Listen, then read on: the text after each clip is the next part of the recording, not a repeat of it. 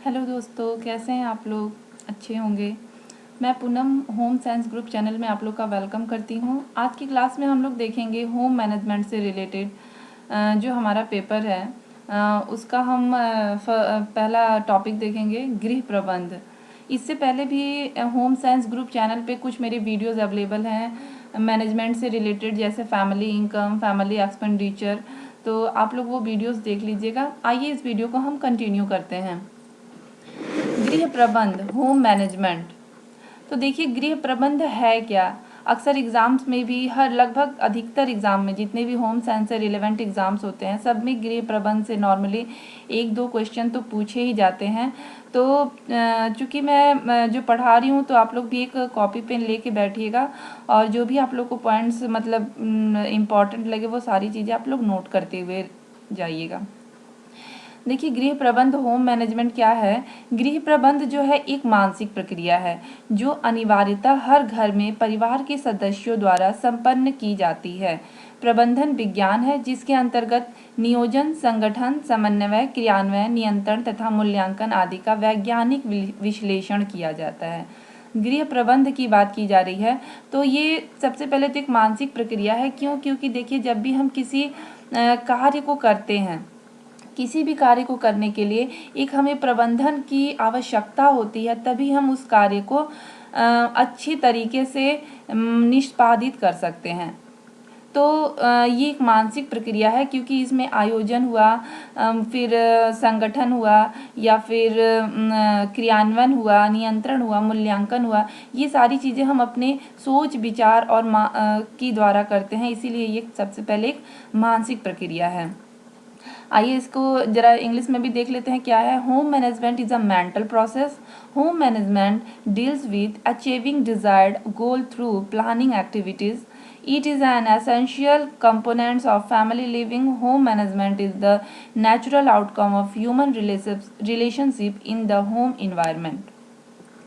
यहाँ पे देखिए कुछ लोग हैं जिनके द्वारा हमें ये जानना अति आवश्यक है कि उनके अनुसार गृह प्रबंध की क्या परिभाषा है या फिर गृह व्यवस्था क्या है। क्योंकि कभी कभी एग्ज़ाम्स में भी पूछ दिए जाते हैं कि ये जैसे कि कोटेशंस दे दिया जाता है और ये पूछा जाता है कि ये किनके द्वारा है। तो जैसे ग्रॉस और क्रेडल और निकी डॉर्सी, ये दोनों इम्पॉर्टेंट हैं। अक्सर इनसे टच किया जाता है क्वेश्चन। तो ग्रॉस और क्रेडल क्या कहते हैं? गृह व्यवस्था एक मानसिक प्रक्रिया है जिसमें पारिवारिक साधनों का उपयोग करके आयोजन, नियंत्रण एवं मूल्यांकन के द्वारा पारिवारिक लक्ष्यों की प्राप्ति की जाती है। तो ये तो समझ में आ गया कि मानसिक प्रक्रिया है, लेकिन इसमें एक बात और कही जा रही है जिसमें पारिवारिक साधनों का प्रयोग करके। तो भाई पारिवारिक साधन क्या हैं? तो देखिए जब आप लोग संसाधन पढ़ेंगे या साधन पढ़ेंगे तो उसमें देखिएगा साधन दो प्रकार के होते हैं, मानवीय साधन और अमानवीय साधन। तो यहाँ पे जो बात की जा रही है ये पारिवारिक साधनों का उपयोग करके, तो यहाँ पे ये पारिवारिक साधन है जैसे कि जो भी हमारे मानवीय साधन है और अमानवीय साधन है उनका प्रयोग करके फिर हम अपनी लक्ष्यों की प्राप्ति करते हैं, वो वही है गृह व्यवस्था। अब देखिए जैसे मानवीय साधन हो गए हमारी कौशल, हमारी क्षमता, हमारी बुद्धि, ये हमारी मानवीय संसाधन हो गए। और वहीं पे अमानवीय संसाधन हो गए जैसे कि धन हो गया, वस्तुएं हो गई, सामुदायिक सेवाएं हो गई, भौतिक सुविधाएं हो गई, ये सारे अमानवीय साधन हैं। इन दोनों के प्रयोग के द्वारा उनको संगठित करना, उनका आयोजन, नियंत्रण और मूल्यांकन करके जो हमारा टारगेट है, जो हमारा लक्ष्य है, उसकी प्राप्ति करना। वहीं इंग्लिश में भी देख लीजिए, home management is a mental process through which one plans, control and evaluate the use of family resources in order to achieve the family goals.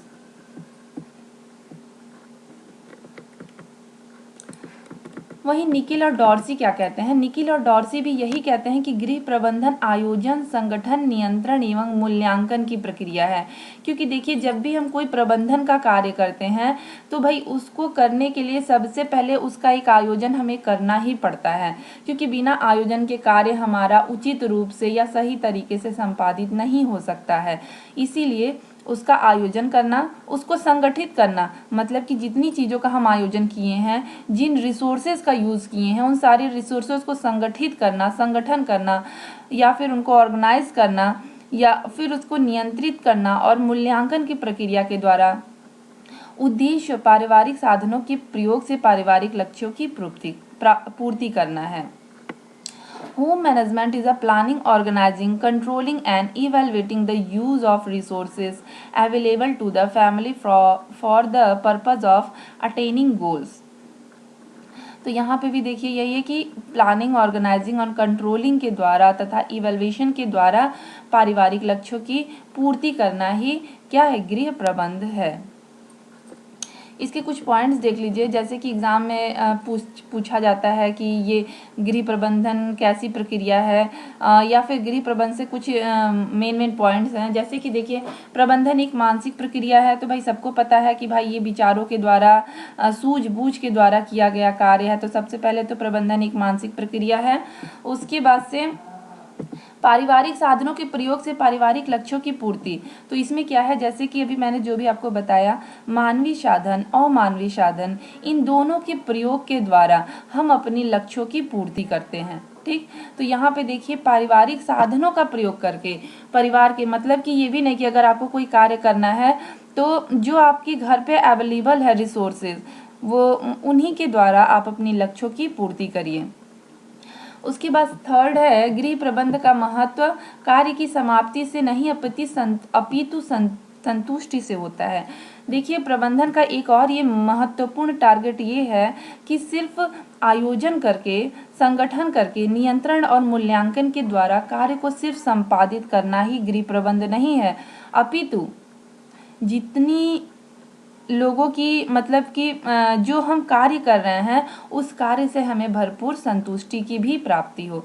जैसे मान लीजिए कि कोई गृहिणी है, अगर वो एक दिन का वो मील प्लानिंग तैयार कर रही है या फिर एक दिन का आहार आयोजन कर रही है, तो सिर्फ उसका टारगेट ये नहीं है कि वो एक दिन का आहार आयोजन तैयार करके एक कोरम की पूर्ति कर दे, बल्कि जितने लोग उस आहार को ले रहे हैं उस आहार के द्वारा उनको संतुष्टि भी प्राप्त होनी चाहिए, मतलब कि स्वास्थ्य के द्वारा और स्वाद के द्वारा, दोनों के द्वारा उन्हें संतुष्टि की भी प्राप्ति होनी चाहिए। तो गृह प्रबंध का महत्व कार्य की समाप्ति से नहीं अपितु संतुष्टि से है।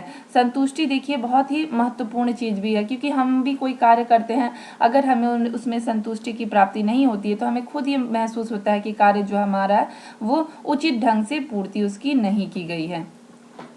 प्रबंधन व्यक्तिगत प्रभाव न होकर सामूहिक प्रयास की ओर इंगित करता है। टीम भावना की उपस्थिति प्रबंधन सफलता की कुंजी है। देखिए, प्रबंधन जो होता है, यहाँ पे बार बार ये बात कही जा रही है कि पारिवारिक साधनों के प्रयोग द्वारा पारिवारिक लक्ष्यों की पूर्ति करना।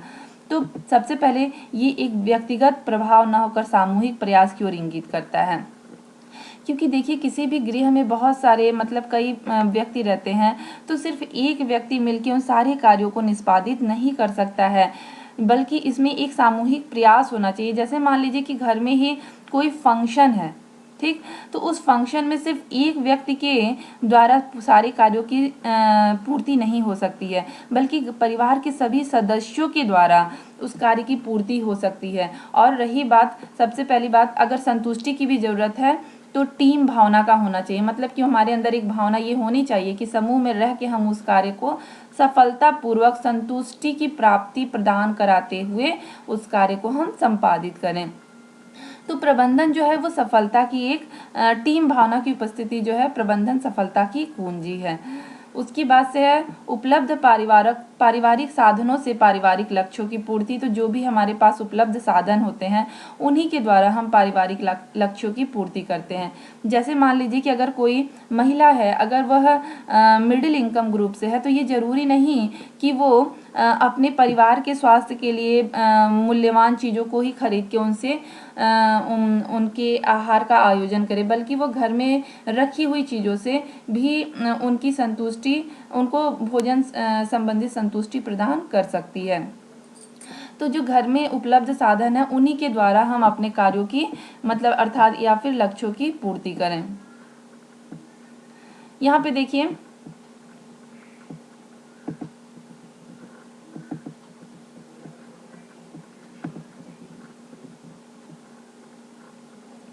मानसिक प्रक्रिया की बात की जा रही है तो मानसिक प्रक्रिया, गृह व्यवस्था एक मानसिक प्रक्रिया है। तो इसमें देखिए किन किन चीज़ों की आवश्यकता होती है।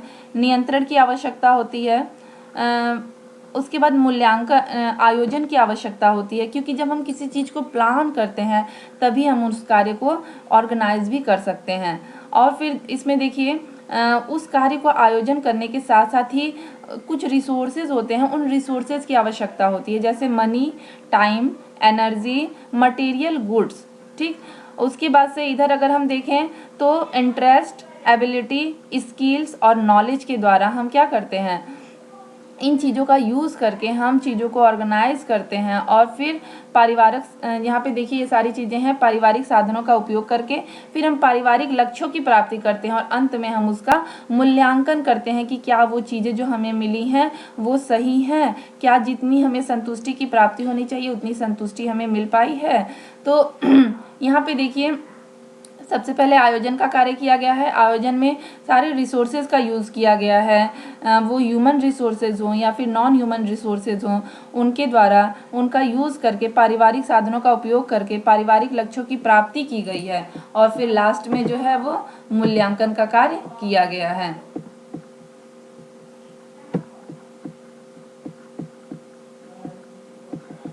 गृह प्रक्रिया, प्रोसेस ऑफ होम मैनेजमेंट। इसमें देखिए व्यवस्था प्रक्रिया का वह तरीका है जिसमें निर्णय की क्रिया में परिवर्तित किया जाता है। The process of management is the way in which decision are translated into action. अगर हम देखें इन ग्रास और क्रेडल के अनुसार, तो अकॉर्डिंग टू ग्रास और क्रेडल ये कहते हैं कि गृह प्रबंधन निर्णय की एक ऐसी ही एक यहाँ पे देखिए कुछ मिस्टेक प्रिंट हो गया है। गृह प्रबंध निर्णय की एक ऐसी श्रृंखला है जो पारिवारिक लक्ष्यों की प्राप्ति के लिए पारिवारिक साधनों के प्रयोग की प्रक्रिया बताता है। मतलब यहाँ पे इन्होंने भी यही बात कही है कि देखिए लक्ष्यों की प्राप्ति के लिए पारिवारिक साधनों का उपयोग करके और अपने लक्ष्यों की प्राप्ति करना। इन्होंने 3 चरण बताए हैं। गृह प्रबंधन के प्रोसेस में 3 चरण का इन्होंने वर्णन किया है। प्लानिंग, नियोजन करना, कंट्रोलिंग नियंत्रण करना और मूल्यांकन इवैल्यूएटिंग करना। इसका देखिए यहाँ पे शॉर्ट फॉर्म मैंने बता दिया है कि PCE, निकिल और नहीं ग्रॉस और क्रेडल में ये PCE जो है आप लोग याद रखिएगा, प्लानिंग, कंट्रोलिंग और इवैल्यूएटिंग। अक्सर एग्जाम्स में ये पूछा जाता है कि ग्रास और क्रेडल के अनुसार प्रबंधन के कितने चरण हैं, या फिर निकेल और डॉर्सी के अनुसार प्रबंधन के कितने चरण हैं। तो यहाँ पे ध्यान दीजिएगा, ग्रास और क्रेडल के अनुसार सिर्फ 3 ही चरण हैं, जो है नियोजन, नियंत्रण और मूल्यांकन। और वहीं निकिल और डार्सी के अनुसार जो है वो 4 चरण बताए गए हैं। निकिल और डार्सी ने ये बताया है कि आयोजन जो है निकिल और डार्सी ने ये बताया है कि गृह प्रबंध में 4 चरण हैं। सबसे पहला जो है आयोजन, जिसमें हम उद्देश्यों को प्राप्त करने हेतु जरूरी होता है। उसके बाद से है संगठन, कार्य को करने हेतु संगठन जरूरी है। नियंत्रण करना और मूल्यांकन, इनका जो है ये आयोजन के जो चरण हैं इनमें इसको शॉर्ट फॉर्म है POCE। निकेल और डॉर्सी में एक O ऑर्गेनाइजेशन एक्स्ट्रा है, वहीं ग्रास और क्रेडल में ऑर्गेनाइजेशन का वर्णन नहीं किया गया है। तो ग्रास और क्रेडल का PCE है, वहीं निकेल और डॉर्सी का POCE है। वहीं देखिए इनके लिचफील्ड के अनुसार, लिचफील्ड ये कहते हैं कि प्रबंधन प्रक्रिया जो है वो क्रियाओं का एक चक्र है। इनके अनुसार व्यवस्थापन के 5 चरण होते हैं। Step of house hold management process, गृह प्रबंधन प्रक्रिया के चरण। अगर हम लोग गृह प्रबंधन प्रक्रिया के चरण को देखें तो इसमें मेनली 4 चीज़ें जो होती हैं उनकी भूमिका होती है, 4 चीज़ों की। सबसे पहले प्लानिंग की, उसके बाद ऑर्गेनाइजिंग की, देन कंट्रोलिंग की, उसके बाद इवैल्यूएशन की। बाय यूजिंग फैमिली रिसोर्सेज का यूज़ करके। तो सबसे पहले देखिए फैमिली रिसोर्सेज के यूज़ में इन्होंने ये बताया है कि फैमिली रिसोर्सेज जो होते हैं वो 2 टाइप के, मैंने आपको पहले ही बताया था कि 2 टाइप के होते हैं, एक ह्यूमन रिसोर्सेज, एक नॉन ह्यूमन रिसोर्सेज।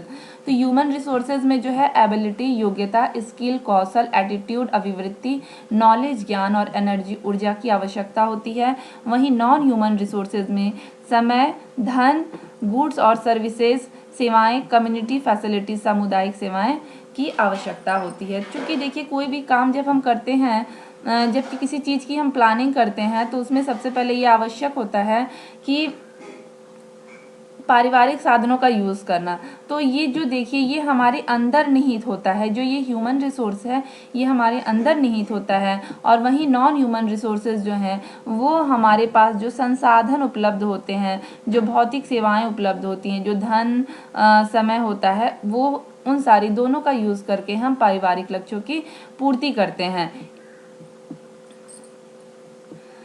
हाँ, एक चीज़ और यहाँ पे ध्यान दीजिएगा, ये देखिए रिलीज फैमिली वैल्यूज़, क्योंकि जब भी हम कोई विचार करते हैं, कोई प्रबंधन का कार्य करते हैं या फिर किसी भी विचारों को प्रस्तुत करते हैं, तो वो विचार जो हमारे होते हैं वो बहुत ज़्यादा हमारे वैल्यूज़ से प्रभावित होते हैं, मतलब कि हमारे मूल्यों से प्रभावित होते हैं। ये मैं आगे आप लोग को बताऊँगी जहाँ पे वैल्यू गोल स्टैंडर्ड को जब मैं डिस्क्राइब करूँगी। तो ये वैल्यू क्या है, वैल्यू जो होते हैं वो हमारे अंदर निहित होते हैं, हमारी अपनी अवधारणा या फिर हमारे अपनी जो नैतिक मूल्य होते हैं वही हमारे वैल्यूज़ होते हैं। और फिर इनका यूज़ करके फिर अटेनिंग फैमिली गोल्स, हम पारिवारिक लक्ष्यों की पूर्ति करते हैं। गृह प्रबंधन व्यवस्था के मुख्य 4 चरण बताए गए हैं, वो है नियोजन, संगठन। इसके पहले जो हम लोगों ने पढ़ा वो किन्हीं न किसी के अकॉर्डिंग पढ़ा, और नॉर्मली जो गृह प्रबंधन व्यवस्था के चरण बताए गए हैं वो 4 हैं।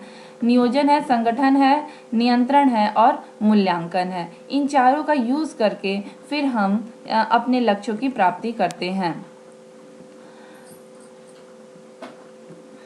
नियोजन क्या है, जिसको हम प्लानिंग भी कहते हैं।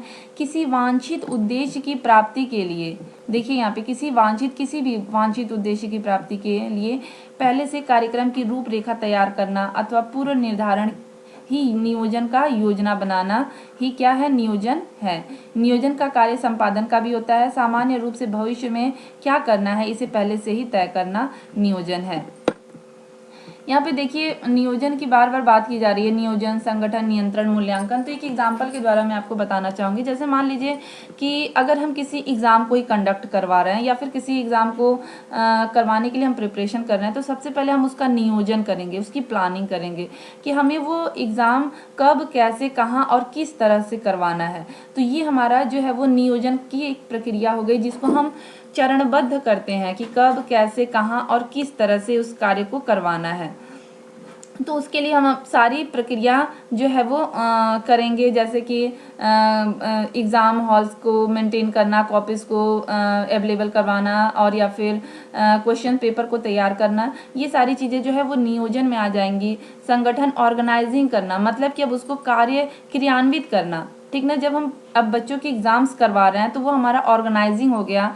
और नियंत्रण, कंट्रोलिंग, अगर उस सारे प्रोसेस में कुछ कंट्रोलिंग करने के लिए कि एक बार उसका हम निरीक्षण करेंगे कि क्या जो हमने नियोजन किया है, जो हमने प्लानिंग किया है, क्या वो प्लानिंग सही रूप से सही दिशा में हो रहा है कि नहीं हो रहा है। तो उसका हम निरीक्षण करने के लिए जब हम जाएंगे तो हमारा कंट्रोलिंग के अंतर्गत आ जाएगा।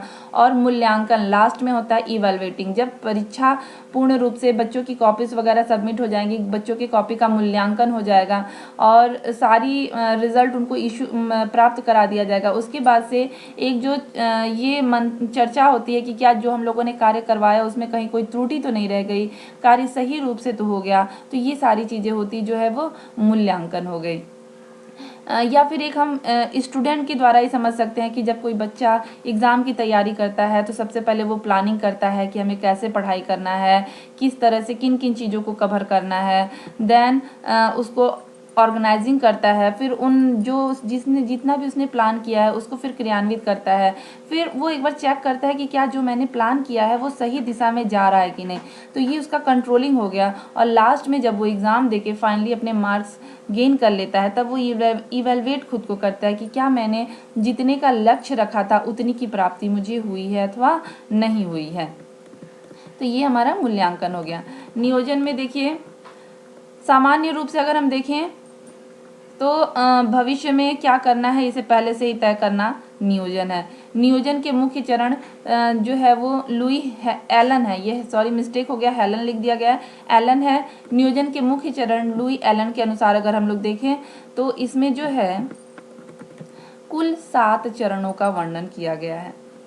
कि सबसे पहले भविष्यवाणी फॉरकास्टिंग, उद्देश्यों का विकास करना, डेवलपिंग ऑब्जेक्टिव्स, कार्यक्रम बनाना, प्रोग्रामिंग, अनुसूची शेड्यूलिंग करना, बजटिंग करना, डेवलपिंग प्रोसीजर, नीति का विकास करना, डेवलपिंग पॉलिसीज। देखिए कैसे, अगर कोई कार्य करना है तो सबसे पहले हमारे मस्तिष्क में आएगा कि हाँ हमें ये कार्य करना है, तो हम बताएंगे अपने परिवार में कि हाँ हमें ये कार्य करना है। फिर हम उद्देश्यों का विकास करते हैं कि डेवलपिंग ऑब्जेक्टिव, क्यों हमें ये कार्य करना है, किन किन चीज़ों की पूर्ति के लिए। फिर प्रोग्रामिंग करेंगे कि उन कार्यों को करने के लिए हमें क्या प्लान करना है। देन शेड्यूलिंग, अनुसूची तैयार करेंगे। फिर हम बजट बनाएंगे कि कितना हमें उसमें बजटिंग की आवश्यकता होगी। फिर डेवलपिंग प्रोसीडर, फिर प्रोसीडर को हम लोग डेवलप करेंगे। Then developing policies.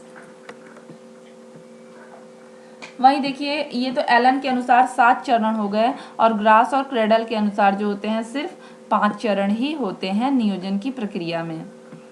संगठन ऑर्गेनाइजिंग क्या है? विभिन्न कार्यों में प्रभावपूर्ण समन्वय स्थापित करने की कला को ही संगठन कहते हैं। संगठन प्रबंधन की आधारशिला है। ये देखिए, ये इंपॉर्टेंट है। संगठन जो है वो प्रबंधन की आधारशिला है। Organization is the building block of management.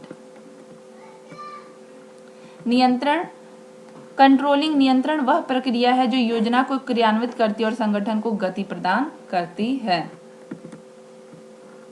नियंत्रण, या फिर हम ये भी कह सकते हैं कि नियंत्रण वह प्रक्रिया है जिसके द्वारा कार्यों को योजना के अनुसार निष्पादित किया जाता है। कंट्रोल इज अ कंट्रोलिंग होगा यहाँ पे। Controlling is a process of bringing about conformity of performance with planned action.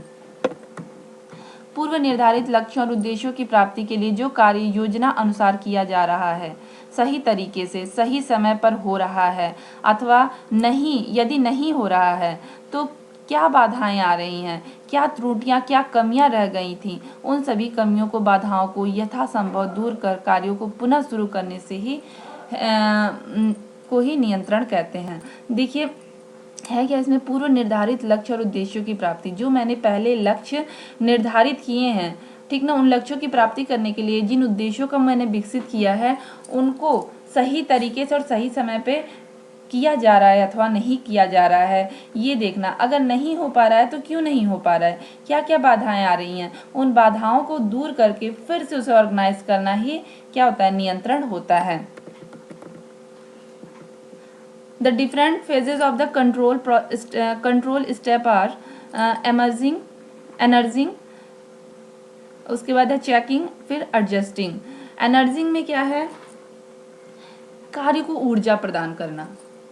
जैसे मान लीजिए कि अगर हम किसी प्राचीन काल में जो भी युद्ध होते थे, तो युद्धों में जब हम सैनिकों को, जो सेनापति होते थे, वो सेनापति सैनिकों के अंदर ऊर्जा का प्रवाह करते थे। वो अपने भाषण के द्वारा उनके अंदर ऊर्जा की पूर्ति करते थे, उनके अंदर ऊर्जा भर देते थे और उसके बाद से वो अपने फिर उस प्रोसेस को स्टार्ट करते थे। उसके बाद से वो ये चेक करते थे कि क्या जो उनके सैनिक हैं उनमें सही संगठन है कि नहीं, जिन कार्यों के लिए हम उनको ले जा रहे हैं वो सही रूप से हो रहा है कि नहीं। अगर सही रूप से संचालन नहीं हो रहा है तो फिर वहाँ पे एडजस्टिंग करते हैं। वो अपने मतलब कि सजेशन वगैरह को देके अपने उस कार्य को फिर से वो सही रूप में गतिमान करते हैं। इवैल्यूएशन, ये सबसे लास्ट स्टेप है। किसी भी कार्य को करने के बाद से हम उसके बाद सबसे अंतिम में उसका इवैल्यूएशन करते हैं कि क्या जिस लक्ष्य की पूर्ति के लिए हम कार्य को कर रहे हैं, क्या वो लक्ष्य की पूर्ति हमें हो रही है अथवा नहीं हो रही है। अगर नहीं हुई तो कहाँ कमी रह गई, अगर कमी रह गई है तो अगली बार जब हम उस कार्य को करें तो उस कमी को हम दूर करने की कोशिश करें। तो इवैल्यूएशन में क्या है, देखिए, प्रबंधन प्रक्रिया का चौथा और सबसे महत्वपूर्ण कदम। क्यों सबसे महत्वपूर्ण कदम? क्योंकि अगर हमारा जो भी उद्देश्य है, अगर उस उद्देश्य की प्राप्ति हमें नहीं होती है या फिर जो भी हमारा लक्ष्य है उस लक्ष्य की प्राप्ति हमें नहीं होती है, तो इवैल्यूएशन के द्वारा हमें ये पता चलता है कि कहाँ वो कमी रह गई है। सपोज दैट, मान लीजिए एक कोई स्टूडेंट है, वो चाहता है कि मैं एग्ज़ाम में 80% लाऊं, ठीक ना। और उसने पूरी प्लानिंग की, उसको फिर उसने ऑर्गेनाइजिंग किया, कंट्रोलिंग किया, लेकिन फिर भी जब उसने लास्ट में देखा तो उसको मतलब कि जो 80% उसने टारगेट रखा था वो 80% वो गेन नहीं कर पाया है। तो फिर वो पूरी प्रक्रिया का एक बार जायजा लेता है कि कहाँ कहाँ कमी रह गई, किन किन चीज़ों को मैंने नहीं पढ़ा, किन किन चीज़ों को मैंने छोड़ दिया, और क्या और मैं बेटर कर सकता था। तो इवैल्यूएशन के द्वारा उसको ये पता चलता है कि हाँ कमी कहाँ रह गई, और फिर अपने अगले चरण में उन्हीं कमियों को दूर करता है वो। तो ये इसीलिए इसको कहा गया सबसे महत्वपूर्ण कदम, कि इसमें उन वो सारी कमियों को देख पाता है। अगर सफलता मिल भी गई है पूर्ण रूप से, तो उसका भी वो पूर्ण रूप से जांचा करता है कि किन किन कार्यों को मैंने किस किस तरह से किया कि मुझे पूर्ण रूप से सफलता मिली है। तो इसीलिए इसको सबसे महत्वपूर्ण कदम बताया गया है, जो प्रक्रिया को पुनः प्रारंभिक चरण अर्थात नियोजन की ओर ले जाता है। देखिए यही बात ये कही जा रही है कि जब हम मूल्यांकन करते हैं तो सबसे पहले हम नियोजन की तरफ जाते हैं कि क्या मैंने जो नियोजन किया था वो सही रूप से था, ठीक ना। उसके बाद से मूल्यांकन वह तकनीकी है जो किसी व्यक्ति को अपने पास उपलब्ध साधनों के परिणाम से अधिकतम संतोष प्राप्त करने में सहायक होती है। पूर्व में की गई क्रियाओं के परिणाम की परीक्षण करने से किसी व्यक्ति को अपने भविष्य के व्यवहार में अधिक प्रभावशाली निर्णय लेने में सहायता मिल सकती है। अगर हम मूल्यांकन कर रहे हैं, पूर्व में की गई क्रियाओं के परिणाम को परीक्षण करते हैं, मतलब कि जो भी पहले हमने क्रिया किया है उसका जो रिजल्ट आया है उस रिजल्ट को फिर हम लोग एनालाइज करते हैं। उसके बाद से हम जो चीज़ें निकल के आती हैं उनके द्वारा फिर हम भविष्य के व्यवहार को और प्रभावशाली करते हैं। मतलब कि अगर हमें फिर से कोई प्रिपरेशन करना है, फिर से कोई कार्य करना है, तो पहले की गई कार्यों में जो त्रुटियां रह गई थी, जो कमियां रह गई थी, वो आने वाले जो कार्य को करने जा रहे हैं उसमें कोई ऐसी त्रुटि या कमी ना रह जाए। तो ये है, तो इससे जो हमारा व्यवहार होता है वो और प्रभावशाली हो जाता है, जिससे कि जो हमारा लास्ट में जो रिजल्ट निकल के आता है वो और भी बेटर रिजल्ट निकल के आता है। तो यहाँ पे देखिए फिर अगर इंग्लिश में इसको देखा जाए तो examination of the result of past action can help one make more effective decision about future behaviour. आज का ये गृह प्रबंध का चैप्टर यहीं पे ख़त्म होता है। साथ ही साथ मैं आपसे ये भी बताना चाहूँगी कि इससे संबंधित कई सारे क्वेश्चन पूछे गए हैं। तो जब मैं अपना अगला ले आऊँगी ऑब्जेक्टिव क्वेश्चन का सेशन, तो उसमें मैं कोशिश करूँगी कि गृह प्रबंध से संबंधित जो भी क्वेश्चंस आए हैं उनको भी मैं इंक्लूड करूँ। साथ ही साथ देखिए आप लोग एक काम ये भी करिए कि जो देखिए लॉकडाउन का समय है वो फिर से बढ़ गया है, तो इस समय का भरपूर उपयोग करिए और अपनी प्रिपरेशन को जारी रखिए। Okay, thank you. और वीडियो अगर आपको अच्छा लगा हो तो प्लीज़ वीडियो को लाइक करिए, शेयर करिए और सब्सक्राइब करना मत भूलिए। और हाँ, आप अपने कमेंट्स ज़रूर दीजिए, क्योंकि आप लोगों के कमेंट से हमें मोटिवेशन मिलता है कि हम और बेटर इसको कैसे कर सकें, क्या कमियां रह गई हैं। अगर कमियां रह गई हैं तो उन कमियों को हम आपके कमेंट को पढ़ के उन कमियों को हम दूर करने की कोशिश करेंगे। ओके, थैंक यू, धन्यवाद।